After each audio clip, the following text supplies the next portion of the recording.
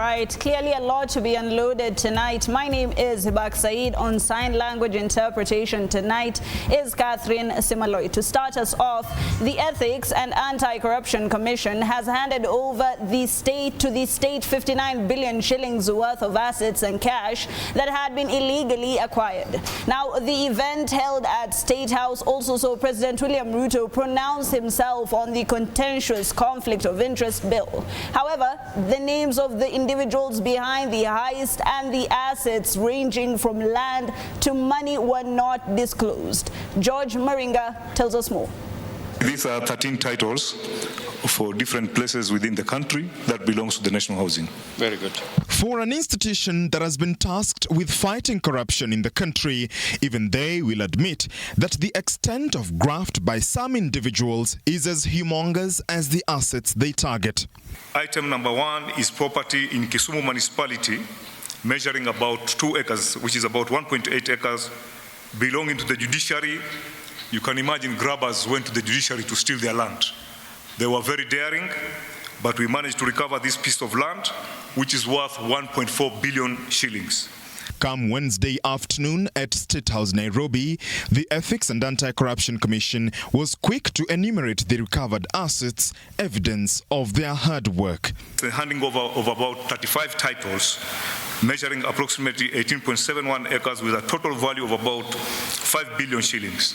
Your Excellency, for your information, there are other titles that are in the process. According to the chairman of the commission, David Oginde, Chapter 6 of the Constitution on Leadership and Integrity has remained an elusive dream, but that coming with a warning that you can run, but you cannot hide.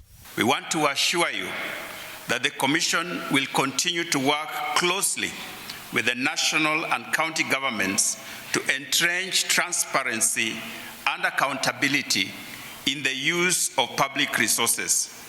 And we want to urge our leaders in every sector of society, and particularly in government, to cultivate transformative leadership that aims at providing high-quality life to our citizens who have entrusted leadership to us at various levels.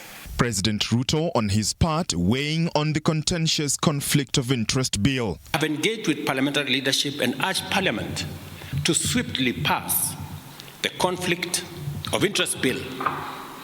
I am told there is a mediation process that is going on in Parliament, but I have told them with clarity that I will veto any bill that does not establish a high standard of accountability, integrity, and anti-corruption measures, and I will fully exercise my powers under Article 115 of the Constitution to ensure that the bill meets the rigorous standards set out in the original draft bill. For context purposes, the 59 billion shillings recovered is almost similar to the amount allocated towards agriculture sector in the 2024-2025 financial budget. Sounds relatable?